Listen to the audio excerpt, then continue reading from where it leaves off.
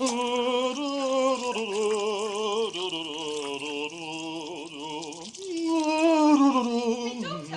think you better come to the console room quickly. Ria, I've only just got in the bath. There are times and places for playing with your rubber ducks, Doctor. Well, I'm sure you're familiar with them all. I'm afraid I must remind you this isn't one. Oh, very well. What's all the kerfuffle about this time?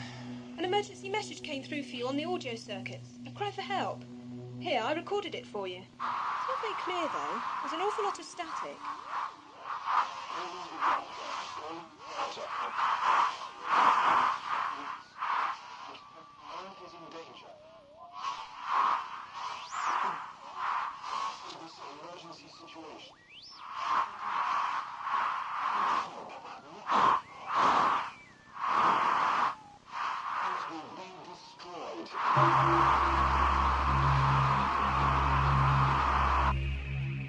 Strange. Whoever it was called me by name. What's the matter? Don't you recognise the voice? No, not at all. You sure? Yes? It's funny, because even through all that static, the voice sounded, well, familiar somehow. As if it was someone I knew. Most peculiar. And I'll tell you something else peculiar, shall I? That message wasn't received over ordinary wavelengths at all. It was broadcast on a special Gallifreyan emergency frequency. So whoever sent it must be a Time Lord. Exactly. Or else someone who knows a great deal more than they should about us. So what are we waiting for? Let's set the coordinates for Earth and go and find out what's going on. Well, actually, Ria, I had thought about getting dressed first.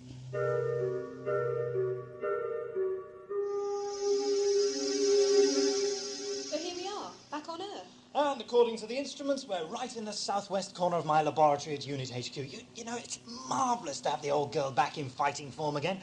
I feel I could take on the galaxy. And win? Well, let's not split unnecessary hairs, shall we? Now I'll just open the doors and we'll find out what all this is about. I'm sure the Brigadier will be glad to see me again. You've never met good old Alistair Gordon, have you? No. But look, don't you think you better check... The exterior environment? Oh, I don't think so. The old girl knows when she's home and safe, don't you, old thing? Doctor, you idiot! You've materialised the ship in orbit!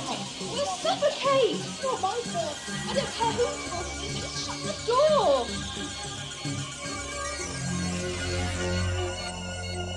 That was too close. Doctor, why didn't you check the atmosphere? I was so sure we were on Earth. Look, the coordinates are all set properly, and you can even see the Earth's moon on the scanner. All the instruments confirm that we're in the right place. It's just the Earth that's missing. Oh, come on, Doctor. How can you hide an entire planet? Maybe it's not hidden. Maybe it's been moved. That's one solution. You imply a second. Yes, I do, don't I? Well, go on. It's the single, simplest theory there is, Ria. Destruction. Total destruction.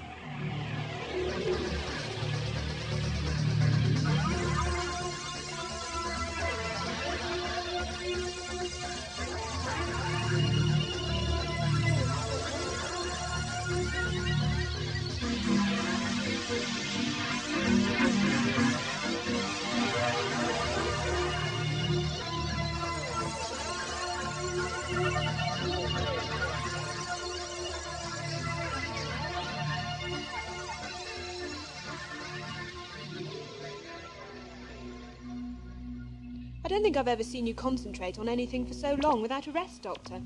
What is it you're up to? That cry for help must have originated somewhere. I'm trying to track it down. There is only the Earth's moon in local space. Does humanity have any outposts there in this era of time? Well, let me find out when we are, and I'll tell you. November 1986. Not as far as I remember, but then you know what my memory's like. Did you get a fix on any spatial coordinates when the signal was recorded? I got a line bearing that passed through Mutter's spiral and the Sol system. But apart from that, nothing. We really need to triangulate. Which we can no longer do because the signal source has stopped transmitting. What are we... Sorry, Doctor. You were going to say? Oh, no, you go first. Well, I was just going to ask what we were going to do next. A very good question, to which I have a very good answer. How do you fancy a little visit to the moon? How romantic.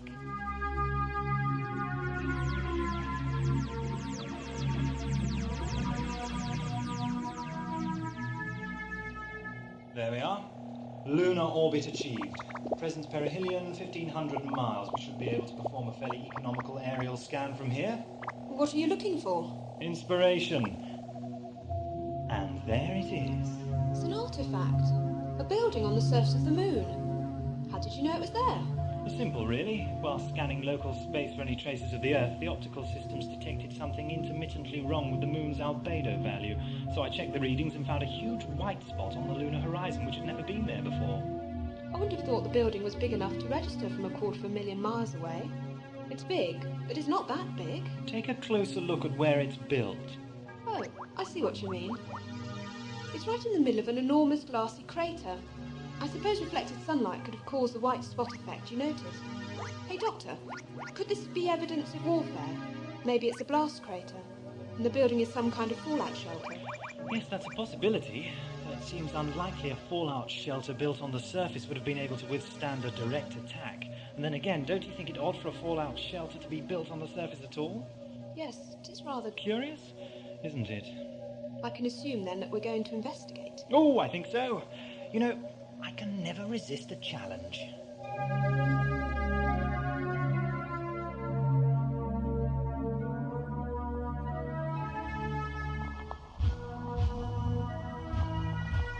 It's very dark out here. I'm glad we brought the torches. Welcome to the lunar surface. It's normally quite beautiful in a stark, crystalline sort of way. I'm afraid I can't present it at its best just now for lack of Earth light. Not to worry, Doctor, I'm... Be careful here. The lip of the crater looks a bit slippery. I had noticed. Wasn't that, though? Didn't you feel the ground move? Oh, probably just another moonquake. They happen all the time around here. What's the consistency of the ground like down there? Weird. You know, this stuff looks artificial. Almost manufactured. As if it were made of wet glass. And look at all those tiny regular cracks in the surface. It's as if the whole enormous crater had been fired in a kiln long enough to crack the glaze. On the other hand, they could just be attributable to age. Can you see any dust in them? Don't know. I can't get close enough to see. I don't suppose it matters. What puzzles me is the shape of the crater. It's too regular to be naturally formed, and there's no dust on the surface at all. Should there be? Unless the crater was built yesterday, yes. The moon has no atmosphere to hold dust in suspension, you see. Any dust in the crater should simply stay put. And yet it's clean. Quite clean. As if it were regularly swept clear of debris. Very odd. Here, I'm coming down to join you.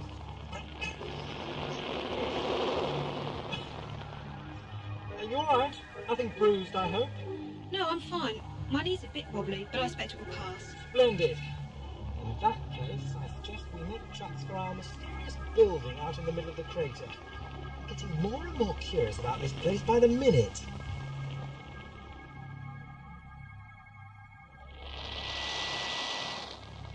Hey, Doctor! It's only easy to get round on the moon. That's the result of moving in a gravity field only a sixth of what you're used to. It's great! Just remember, it's as easy to end up on your head as on your feet if you're not careful.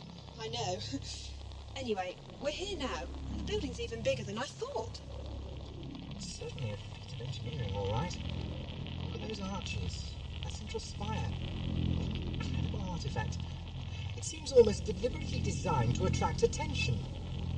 I wonder how we get in. By pushing this button on the wall marked airlock open, I expect. I don't know how you missed it. It's labelled in 37 different languages and at least 3 computer codes. What are you waiting for? I don't know. Just a feeling. I can't help thinking that pushing this button could be the start of something we can't control. It's all too obvious. Yes, I know what you mean. This place is obvious, all right. As obvious as a Venus flytrap. What's one of those when it's at home? Just a terrestrial carnivorous plant. Its principal diet consists, or rather consisted, of insects. Ugh, sounds disgusting. Disquieting, anyway. Especially when you consider that, on the scale of this building, we're only as big as insects. Still, there's only one way to find out if this place is a trap, and that's to take the bait. I think we'd better stand well clear while I push the button, just in case. Not on your life, Doctor. If you think I'm going to let you go in there alone, hogging all the fun, you've got another thing coming. Besides, I feel safer with you. You're so incredibly lucky. In that case, perhaps you'd like to do the honours. No, thank you, Doctor. If I press that button, it'll probably explode in my face. But if you push it, it will probably just open. Don't be so paranoid. Go on. What did I tell you? What is it? How can I know? The ground's lighting up. It's getting hot. There's cracks in the ground of wire filaments, energy channels. The crater is building up a charge, storing up all those streamers of lightning pouring off the spire. How can fire exist in a vacuum? It's beautiful. And dangerous. Quickly, Ria, underneath this archway. This is incredible. It's like being beneath a waterfall of naked energy. What was that, Doctor?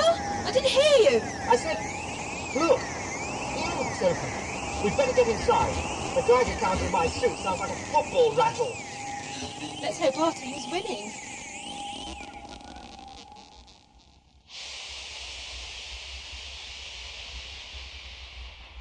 I wonder to whom we've announced our presence. I'm more worried about how we're going to get back to the ship.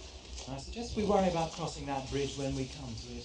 Yes, well, let's not defer that decision so long that we have to swim the river. Eh, Doctor? Good thinking. Still, in the meantime, since we can't get back to the TARDIS... All right, Doctor. We'll look around. Just to satisfy your curiosity. It's not just my curiosity that's at stake here, if you recall. How could I ever forget? It feels old in here, doesn't it? So dusty and unlived in. Funny, isn't it? I thought somebody would have come to meet us by now. If there were anybody here, that is. After all, we made enough noise to wake the dead coming in. Why must you always choose such disturbing analogies, Doctor? Sorry. Anyway, suppose there isn't anyone here. Suppose there's nothing here at all. After all the attention someone's already drawn to this place, that wouldn't make much sense now, would it? You tell me.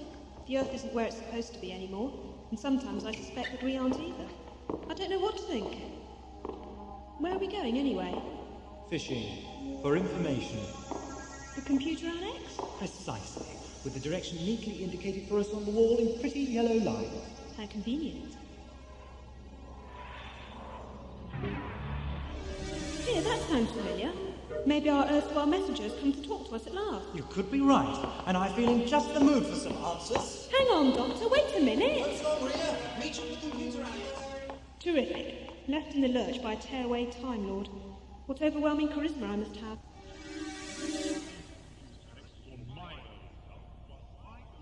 So, my Lucy Conrick, there's more than one of you. I wonder if I can get close enough to hear what you're saying. Wait a minute! Come back! I got your message! Don't you want to talk to me? How frustrating. Gone. What overwhelming charisma I must have. Hello? What have we here? The computer annex. Oh well, second fiddle it may be, but still interesting enough to warrant some serious investigation, I think. Follow the yellow lines to the computer annex, he says. Which would be fine if I could only find any. Plenty of other coloured lines. Lots of blues and greens and reds. A veritable epileptic's nightmare, in fact. But typically, no yellow ones.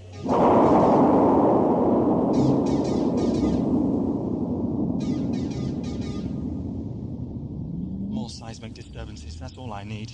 Another moonquake like that will really bring the house down.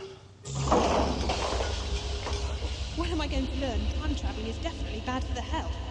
I'm beginning to think that every TARDIS should carry a government health warning. Doctor? There you are, thank heavens! I've been trying to find the computer annex, but I'm afraid I got lost. Doctor? Hey, Doctor, come out of the shadows. Look what's up. Where's your spacesuit?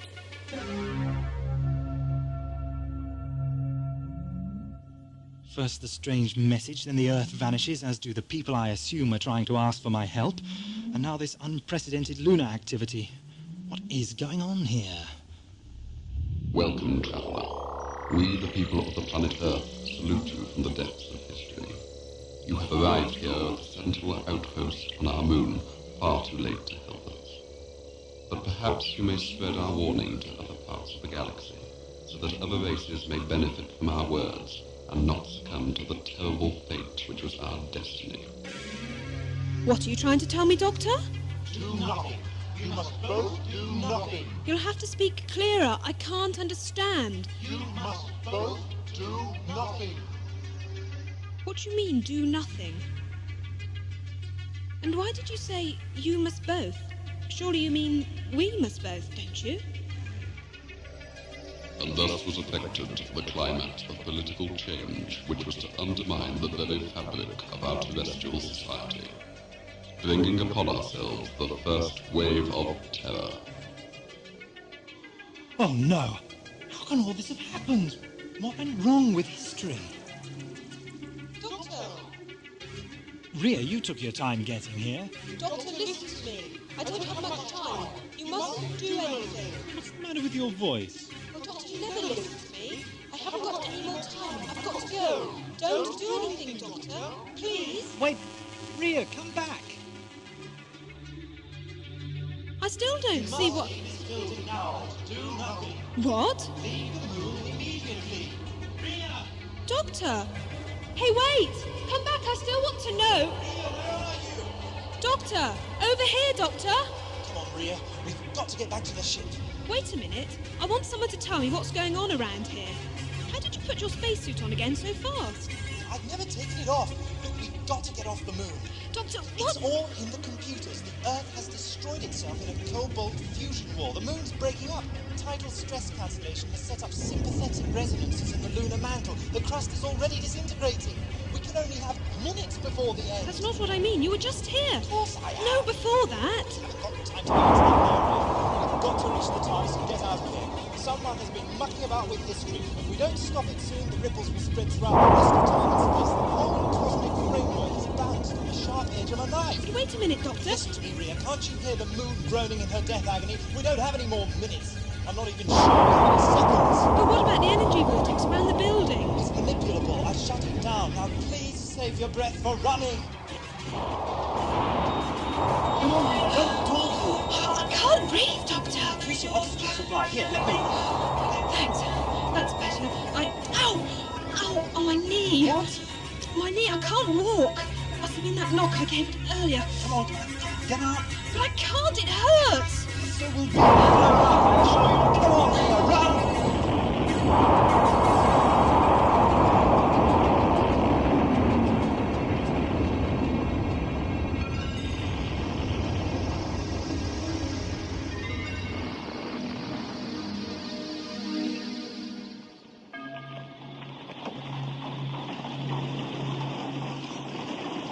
Whoa there, girl!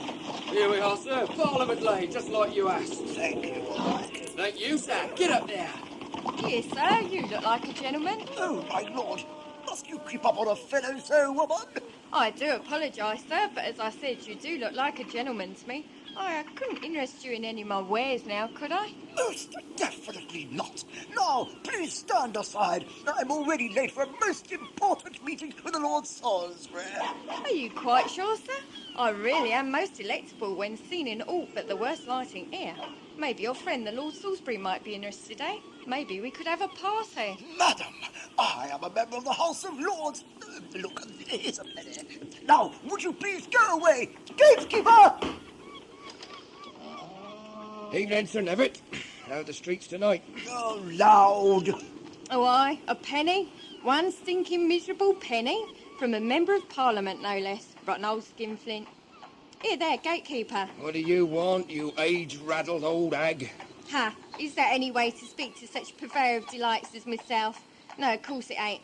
Now, look here. You seem like a gentleman to me. Not like that old rat bag. I couldn't interest you in any of my wares now, could I?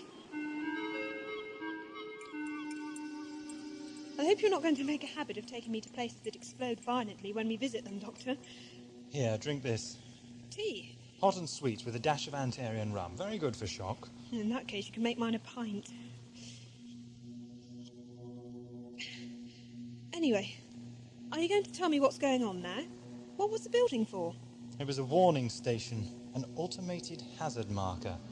It was placed on the moon as a warning to other civilizations. According to its computer, the station was originally constructed by an independent nation on Earth as part of a ComSat network. It was only modified and shipped to the moon after continuous cobalt barrages began a meltdown process in the Earth's core. And the crater? The enormous energy emissions? They comprised the modifications. That beam represented the same information converted into photonic particles and blasted regularly out into space. A further warning to any star-faring species. I knew that shape was familiar. The crater and the building must together form a huge communication antenna. Exactly right. One able to transmit a message across light years of space. And you keep saying Earth is such a peaceful place to visit. How can an entire world be destroyed so totally, so quickly? That's exactly the crux of the matter. You see, according to all the accepted theories of history, the Earth was never destroyed. Well, not in 1986 anyway. Not in our temporal continuum. I get the feeling something very peculiar indeed is happening to the framework of time. I'm glad you mentioned peculiar things. What were you up to while you were talking to me in the corridor?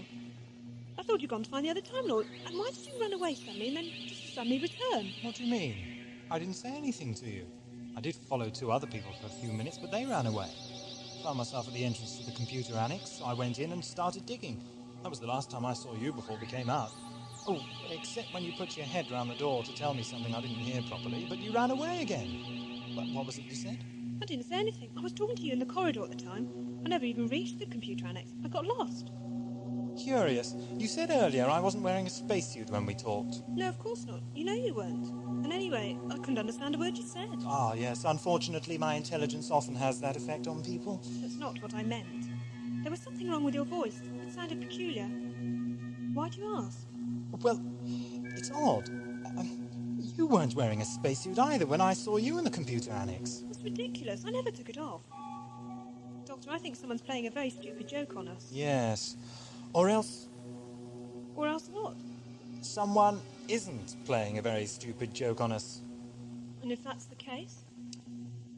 You sometimes ask the most disconcerting questions, Ria. Now then, how do you feel about taking a little trip to the 17th century? To the year 1605, to be exact? Why? What happened then? Well, in our time stream, a chap by the name of Robert Catesby and some felonious friends of his, including one Guido Fawkes, hatched a plot to blow up the then Houses of Parliament, murder King James I of England, and generally throw the world into a political dark age. The thing is, now, according to the Sentinel computer, apparently they succeeded.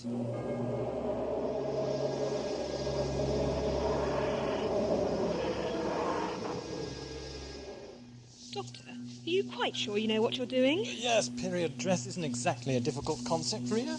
You know what I meant. Oh, according to all historical records, Fawkes' attempt to blow up Parliament was doomed to failure from the very start. Now, something somewhere has happened to alter historical fact. The Sentinel computer noted this as the earliest event differing substantially from known historical fact. It's the keystone, the event from which the eventual destruction of Earth devolves. I must exercise my temporal prerogatives. Interfere, you mean? And set history back on its proper path. Well, I'm still not sold on the idea. All right, so someone has changed history. It doesn't make what you're about to do any less irresponsible. On the contrary, I feel I'm under a certain moral compunction to correct a situation in which millions of people will not only die horribly and unnecessarily, but which in some cases will not even have been born. There, how do I look? All right, Doctor, you've convinced me. What can I do to help? Oh, the old girl is well hidden where she is at the moment, but I don't think it'd be a bad idea to have someone hold her ready for immediate departure. Now, I've materialized the ship very near a building formerly occupied by the Keeper of the King's Wardrobe. The plotters have acquired a subtenancy on the building in order to tunnel through to the cellars beneath the House of Lords. Today being the 5th of November, all the plotters, except one, should be at Catesby's house in Leighton. I'm going to see if I can't defuse the gunpowder kegs. Sounds decidedly unsafe to me, Doctor. Couldn't you just take a message to the King or the Chancellor or something? And how could I explain my knowledge of the plot without implicating myself by default? I can see we're going to have to play this your way. Keep the scanner on. Don't let anyone discover the TARDIS. And if I'm gone longer than an hour... I'm on my own. How did you guess? Look, Harlock, I told you I'm not interested. If the captain ever found out, I'd be hung, drawn and quartered. Oh, but I'd hide, you see. If you was on the run, that is. Oh, my God. His Majesty King James's entourage. They've arrived for the parliamentary meeting. Ooh, the King. Do you think you can manage an introduction, dearie? It's worse than Knevet's penny. You get out of here, you'll have me hung. Blast these ridiculous locks. Why they couldn't have fitted a nice, simple, multi-phase autotronic burglar bungalow. I'll never know. I could have picked that with my teeth. But no. And a simple mortise lock and bolt is almost impossible to crack without sophisticated electronic... Ah! Almost, but not quite. Now for the inside. Be careful, Doctor. Hello? What's that? Oh no, there's someone out there. Idiot, he'll get himself caught. I see 17th century mine engineering leaves a lot to be desired by way of creature comforts. Ow! Oh, my torch. What a very stupid place to leave a supporting timber. Dead. Just as well I found some matches back there. Slowly does it and quiet. Whoever it is will see me too. Calmly now, shield the torch. Better still, turn it off. Ow! I'll let go, that hurts you! Well now, my pretty. Try to sneak up an old Guido Fawkes, would you? Me thought no one would recognise me for my 12 years' absence from England. Still, you're a bright young thing if I do say so. And spirited. But you won't do that again, I'll wager. Silence, wench. Mayhap it'll come to pass you're no common serving girl. Maybe you're an informer. I think you and I'll take a little trip to Leighton. We'd be interested to hear exactly how Mr. Catesby would have you killed. That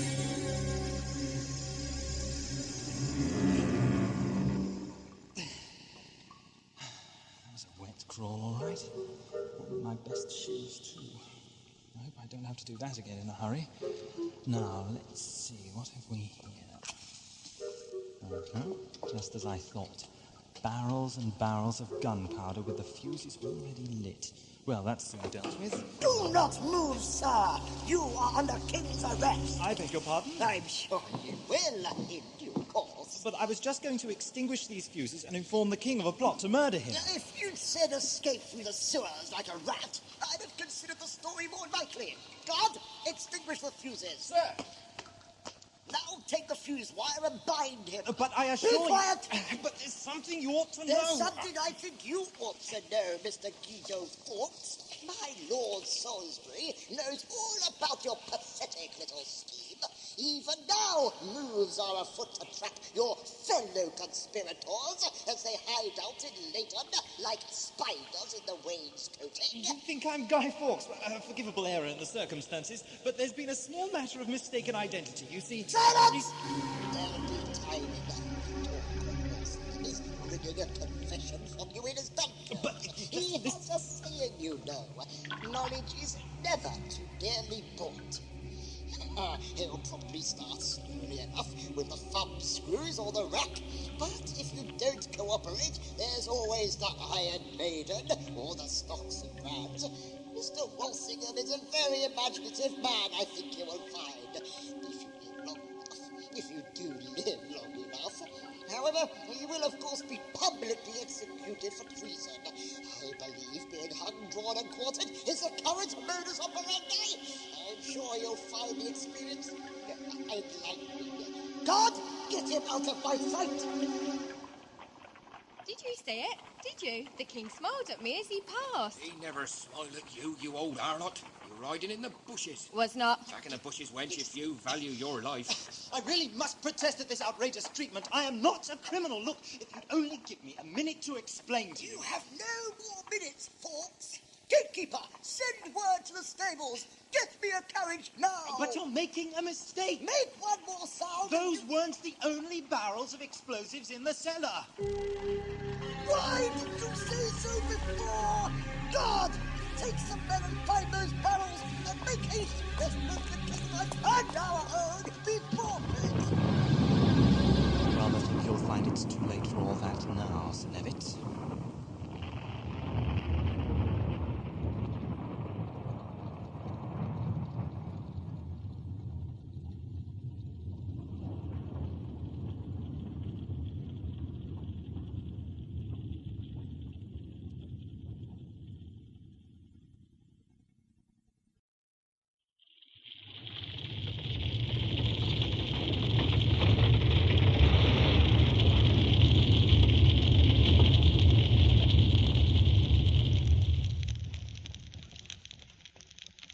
Congratulations, Catesby. Your plan has worked a treat. I bet you can see the flames halfway across London. Shame Captain Winters isn't here, though, eh, Robert? He never was a great believer in ideals or crusades. I'd like to see his face now. A veritable doubting Thomas he was. Get it? A doubting Thomas. Just so, right, just so. Well, gentlemen, I think we have time for just one more glass of celebratory champagne before vanishing into the dawn. I offer you a toast. Catholicism and political freedom. Catholicism and political freedom. Mr. Catesby, sir. Yes, Bates, what is it? It's Mr. Fawkes, sir. Well, spit it out, man. He is alive and well, I Oh, trust. yes, indeed, Mr. Percy. In fact, I'm right here. And look what I've brought with me. A pretty girl, Fawkes. Commendable taste. What is this? Strong teeth, too. There's good stock in her, I can tell. She'll make a fine wench. You've missed the point. I caught her snooping around Wynyard's place. I think she must be an informer. What? Was there anyone else? Well, there was another, a tall fellow. They obviously knew about the tunnel. The man made straight for it while the girl here stood watch. He must be dead by now. I barred the door from the outside to prevent him leaving before the powder kegs exploded. That's ridiculous. You don't know what you're saying. The doctor was trying to prevent the explosion. Well, I'm afraid your friend and fellow informer didn't do a very professional job. Bates? Yes. Draw back the curtains and allow our guest an unobstructed view. Yes, sir. Doctor, Burnt alive, I'll wager. no. Well, that's one informer dealt with. The only question that now remains is what to do with your remains. The king is dead! The king is dead! You've killed the king, you treasonous cur! Gatekeeper, give me your sword! Of course, Sir Knevet. Oh, no, you don't, my lovely. You're insurrectionists! Quickly, mister. This way. That's very kind of you, Miss... But what about our vociferous friend here? Don't you worry, thy pretty head out. This here gatekeeper's sword is the right tool for the likes of him. Ah! Offer me a penny, would you? Teach her to be more generous. Now, quickly, sir, into the bushes. I expect the survivors be out looking for her long about now. The Lord Salisbury among them, no doubt. Was it strictly necessary to wound that man so thoroughly? My mother may have been a noble woman, but she knew a thing or two about human nature. Do unto others as they do unto you, she always used to say. Only do it first and don't miss. Very philosophical, also utter rubbish. But look, what's going on? I'm not who they think I am, you know. Don't you think I don't know that? But you won't never convince them any different. Pig-headed politic mongers, a lot of them. Why, they couldn't raise half a belief in a decent religion between the lot of them, huh? But I bet there's a few charred souls back there. You wouldn't have any difficulty convincing of the existence of Rev nor Hell. Eh, mister? The king among 'em. You sound like you're enjoying this. Oh, I am. Where are you taking me? For a ride. A pony trap, how very quaint. Just hurry aboard, mister. Doctor will do. Whatever. All right, cabby, get going. You got money? What's this then, fried eggs? Get up there! Oh, my head! Sir Knevet! Oh, my God, Sir Knevet, are you dead? No, of course not, you fool. Though you might shortly wish that you were. That old witch's aim is as bad as a patter. She only wounded me in the shoulder. We're in a pony trap, sir. They're getting away. I can see that, boy. She can put my eyes out. Now, quickly, see if you can't find a horse or a cabby, and keep an eye out for any of the king's men as well. Right away, Sir Knevet. Good. Now jump to it. I want that treasonous cur's head. Well, Robert, what shall we do with the young lady? Well, I say we should kill her now. She's seen all our faces. She could identify any one of us. What did you have to bring her back here for anyway, Fawkes? It was either that or risk her ruining the plot, John. Both I and your silly sister Catherine were there. Would you have had us both caught and executed? What do you mean Catherine was there? enough. Guido, I'm not sure you didn't make a mistake bringing her here, but what's done is done. Bates? Sir? Go to the cellar. There you will find several small barrels of gunpowder. Empty one and fill it with rocks from the garden. And mind you keep the powder dry. It's expensive enough stuff without having it ruined by damp. Of course, Mr. Catesby. Good. Then fetch it and a length of stout rope to the jetty. I will meet you there in 15 minutes. Might I inquire what you have in mind, sir? You may not, Bates. Now go about your duties as I have instructed. Yes, sir. What do you think you're going to do with me? Wherever you lock me up, I'll scream for help. If you gag me, I'll find a way to get it off. You're going to have to kill me to keep me quiet. You may have noticed my house lies adjacent to the Thames. It was a beautiful house once, but debt has brought it to ruin, and shortly I shall vacate these premises. After we leave, questions will be asked. The King's men will eventually find their way here. So I am left with the dubious task of disposing of your body. You're going to drown me. I had considered that my least difficult course of action, yes. But since I have never listed death by suffocation amongst my favourite pastimes, I will offer you a choice. You may choose to drown with what little dignity you currently possess intact. Or I will shoot you first, like a rabid dog. spoilt for choice. I really am grateful for your helping me, you know. Second thanks are unnecessary, Doctor. Once given is sufficient. You know, there's a lot more to you than meets the eye, Miss... What causes you to say that, Doctor? Your manners speak of a genteel upbringing, yet your aspect is that of a common wench. And where does a harlot gain a purse as fat with gold as yours? Unless, of course, you count theft among your other blessings. I'm no thief. Halt, I say! Halt in the name of the king! Damn, I thought I'd done with him. Don't you ever learn, Knevet? The King's dead. Drive on, cabby. Open fire! I wonder, would you object strenuously if I got off now? I can think of safer ways to travel, and I have a young friend awaiting my return at one of them. Idiot, where's the set you're born with? Jump now and they'll either shoot you or trample you to death. I see your point. Can't you go any faster, cabby? You got money? You know I have. Well, it ain't gonna do you no good. The horse lathering now, I'll have to stop soon or she'll drop. She's an old horse and she's got weight to carry. Not like those king's nags back there. Cabby, take the next corner. Find another cab with a driver you know and pull alongside. While we're still moving, sir? Yes, while we're still moving, or all the king's horses and all the king's men are going to carve us up into so many pieces nobody will be able to put us together again. What are you up to? Do you have a plan to elude our pursuers? Watch me. Bert, lad! Yeah, Ralph, what's going on? You in trouble? No, mate, but you soon will be. Keep driving. I've got a real strange fare for you. Thank you, cabby. Madam, Yes? pay the man, then follow me. Jump across to the other cab? Are you demented or possessed? Possessed with the desire to escape, as you should be. Now, come on! Keep the change. Try very much, man. Hello, Bert? Yeah? Don't say anything, just listen. I've got a 10-shilling note here that says you can't lose the king's men chasing us. Attention, sir. I think I would cheerfully take you on that one. If you don't let me go, I'm going to have to scream. Dying while gagged is so ignominious, don't you think? What other choice have I? None. Ah, there you are, Bates. I hope my life never depends upon your being on time. But at least that barrel looks nice and heavy. Well, my dear, we wouldn't want your poor bloated body floating back to the surface at some inopportune moment and embarrassing us all, now would we?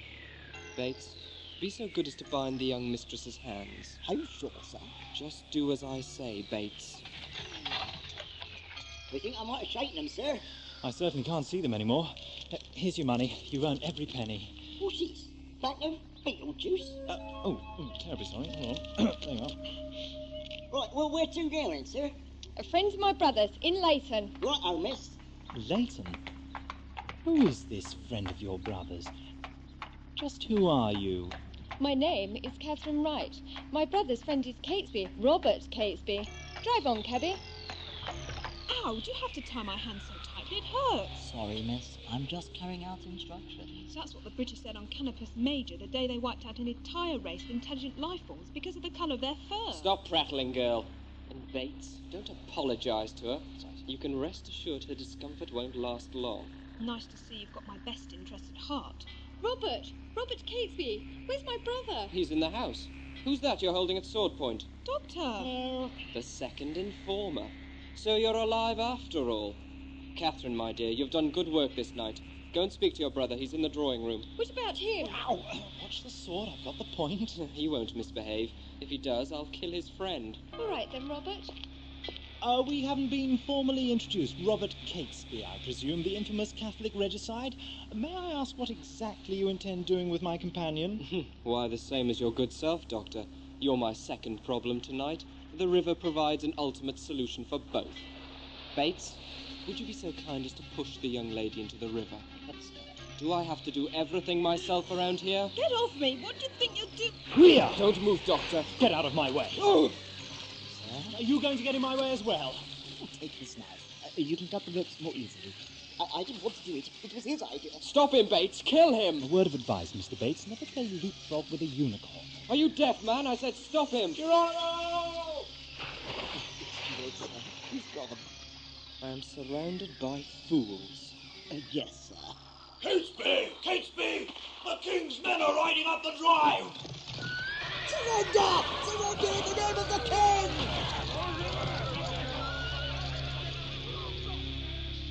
Can you swim? Like a fish when my life depends on it.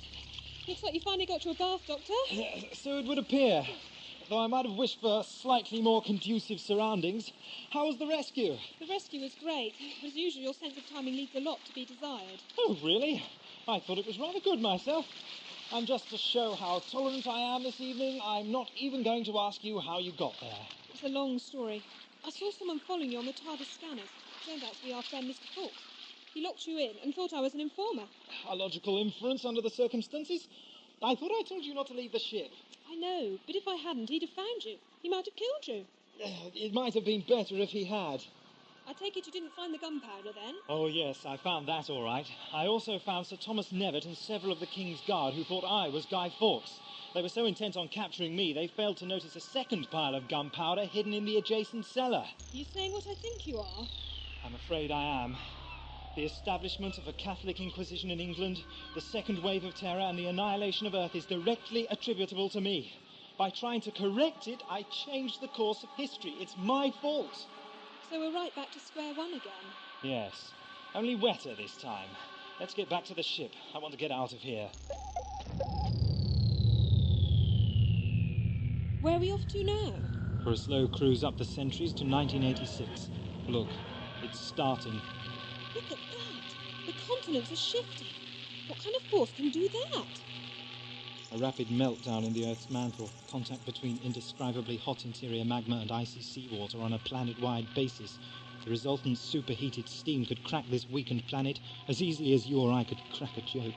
It's happening so fast. And don't forget we're passing through time, Ria. What we're seeing is an accelerated selection of computer-enhanced images, culled at regular intervals from non-relative time-space. Oh, I see, sort of time-lapse photography. That's right. That's a proximity alarm! We're too close! It's going to explode and we're too close! Doctor, dematerialise the ship! Doctor, what were you playing at? We could have been killed! I deserve to be. I've interfered once too often, and this time it's cost me the lives of millions of people, and the existence of a planet that was my second home. Hey, we're back on the moon! The moon? That's what I said, the Sentinel outpost. Sentinel outpost? When? November the 5th, 1986. That's it! That's it! Come on, we don't have much time. Doctor, what? Where are you going? I'm going to find me, the stupid numbskull, and I'm going to stop me from changing history. But wouldn't that mean breaking the first law of time? Rules are made to be broken. Rules are made for reasons.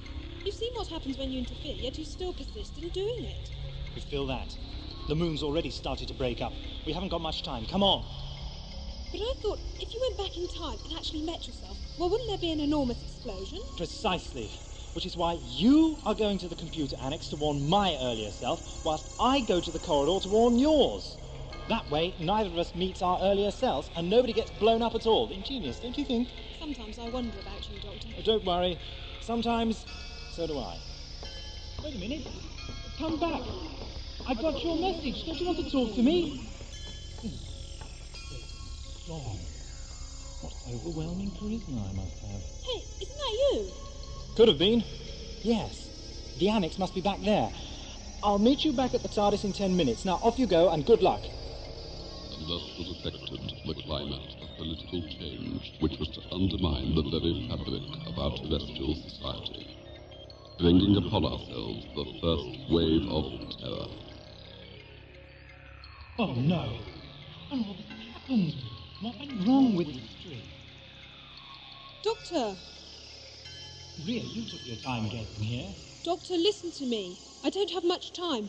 You mustn't do anything. What's the matter with your voice? Oh, Doctor, you never listen to me. I haven't got any more time. I've got to go. Don't do anything, Doctor. Please. Wait, Ria, come back. You must leave this building now and do nothing. What? Leave the moon immediately. Doctor! Hey, wait! Come back, I still want to know. Come on, Doctor, the TARDIS is over here. I thought I got lost for a minute. Did you have any luck convincing me? No, I couldn't understand a word you said. I don't think you could understand me either. What about you? No luck. Our doppelgangers always seem to talk with a speech impediment. It must be temporal distortion. We're crossing too many time tracks, you see. No matter how many times we try to talk to us, we'll never understand. I know exactly what you mean. Right, well, let's get aboard the ship and get out of here. I think the moon's about to explode. Again. Well, we tried to interfere again. And again we failed. There has to be a reason. Well, look, we've already broken the first law of time once. What's to stop us doing it again? Going back to a still earlier time to warn ourselves in person. No, our speech would become even more garbled than it was the more often we tried. So what do we do? Well, oral communication, person to person, that's out. Yet we have to stop ourselves responding to that message. That's it. We send ourselves a message. A message to ignore the message for help, you mean? It'll have to go back through time, though, won't it?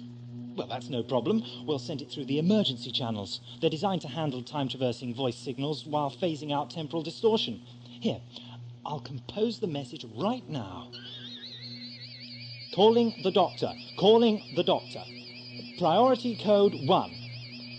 You will receive a message telling you Earth is in danger. You are to disregard this message.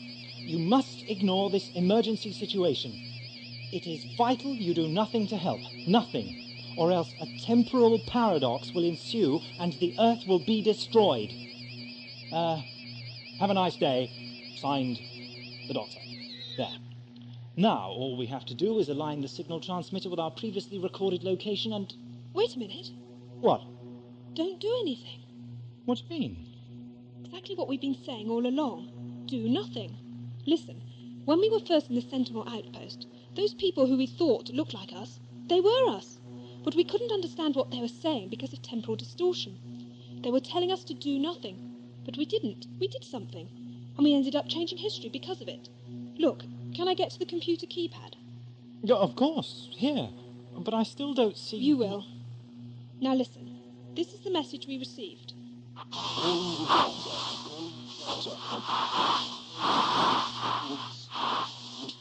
Earth is in danger. This emergency situation.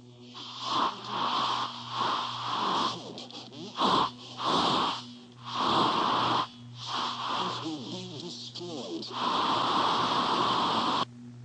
Yes, so? Now listen to your message when I remove certain words. Calling the Doctor. Calling the Doctor. Priority code 1.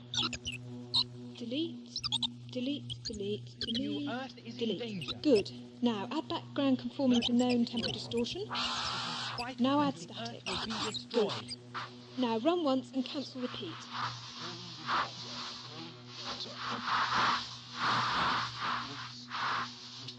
Earth is in danger. This emergency situation.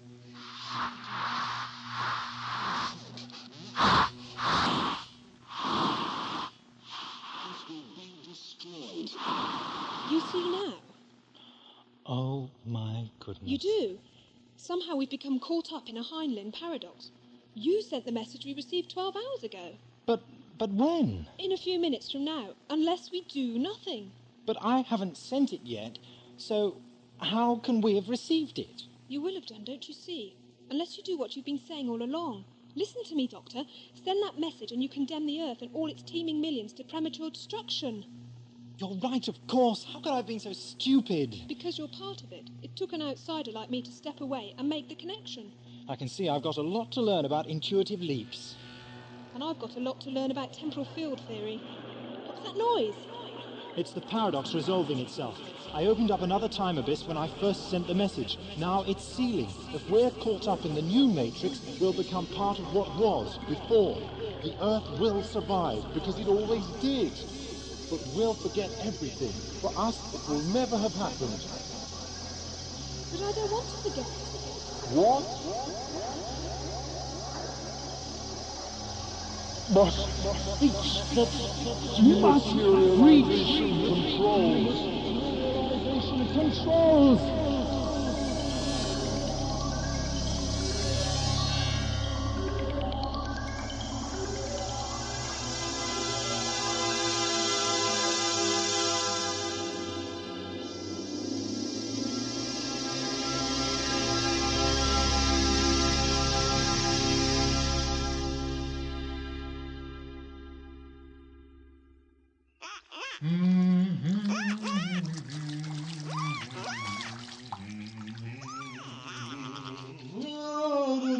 Hey, Doctor! I think you better come to the console room quickly. Oh, Ria, I've only just got in the bar. There are times and places for playing with your rubber ducks, Doctor. And while I'm sure you're familiar with them all, I'm afraid I must remind you that this isn't one. Oh, very well. What's all the kerfuffle about this time? An emergency message came through for you over the audio circuits. A cry for help. Here, I recorded it for you. It's not very clear, though. I should say so. In fact, I might even be tempted to say, there's nothing there, Ria. But I'm sure I heard something. I couldn't forget something that important, could I? No, I did hear something. Don't you remember? Guy Fawkes, the Houses of Parliament. They were going to drown me in the river. The Houses of Parliament were? No, Robert Catesby and his cronies. Well, don't you remember? Now you come to mention it. Yes, I do remember. I do. But why didn't we forget? Wouldn't we just become part of the new Matrix, like you said? Not necessarily, Ria. The old girl can do some pretty amazing things when she puts her mind to it, you know. Including holding us in a state of temporal grace whilst the whole of creation skipped a groove back onto the correct time track. You tell me. So, all is finally well that ends well. Naturally. And now I've sorted that problem out, I think I'll finish my bath. Well, you're certainly dressed for the occasion. Precisely. Time to rejoin my ducks.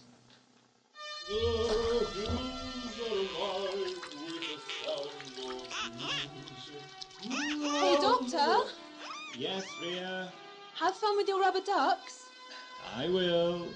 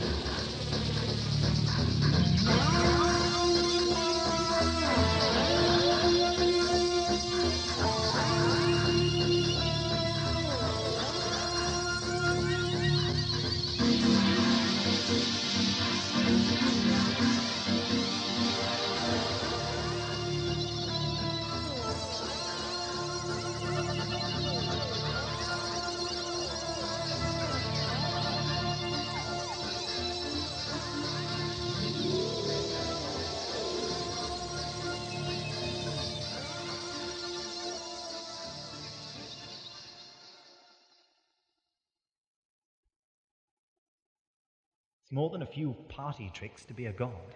I'm more than a god of this world, Doctor. More than a messiah.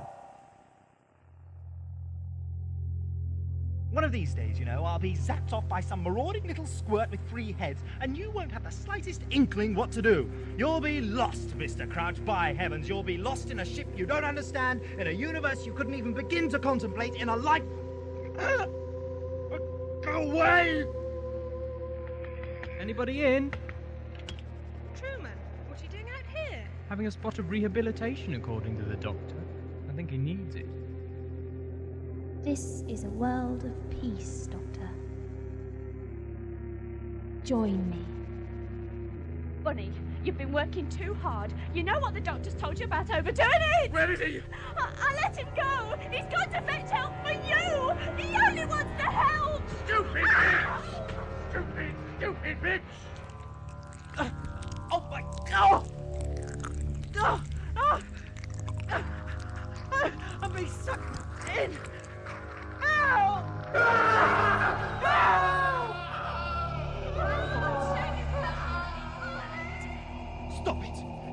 stop it! See her die, Doctor. See her squirt. You're behaving like a jealous child. Affection isn't a toy that can be passed from one person to another like a doll or a ball. It grows, it develops. You're not going to win my affection by killing my friends.